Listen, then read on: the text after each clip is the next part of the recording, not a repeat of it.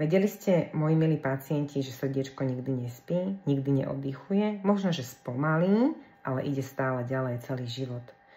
A urobí za jeden deň vyše 100 000 úderov a za celý život vyše 3 miliardy úderov.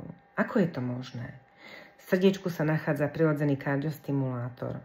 Miesto, ktoré sa volá sinusový úzol, v oblasti predsiene, pravej predsiene, kde vznikne elektrický impuls a ten sa šíri cez vodivé vlákna do atrioventrikulárneho úzlu a odtiaľ cez stavarové ramienka do komôr. Čiže srdiečko pracuje, ako keby tancovalo.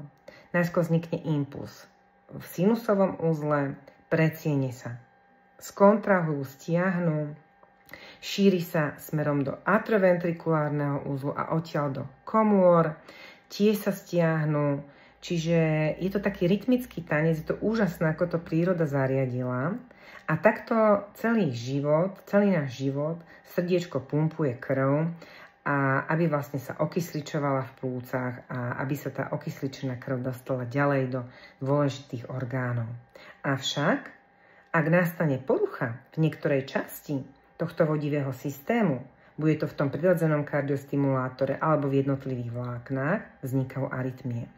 A tie arytmie vieme zachytiť aj na EKG, ale mnohé arytmie aj pacient môže sám pociťovať ako nepravidelnosť v pulze alebo nejakým takým pomalším pulzom alebo aj zrýchleným pulzom.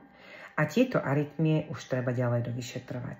Takže moji milí pacienti, ak vás téma zaujala, niečo vás trápi, nech sa páči, som tu pre vás. Prajem krásny deň.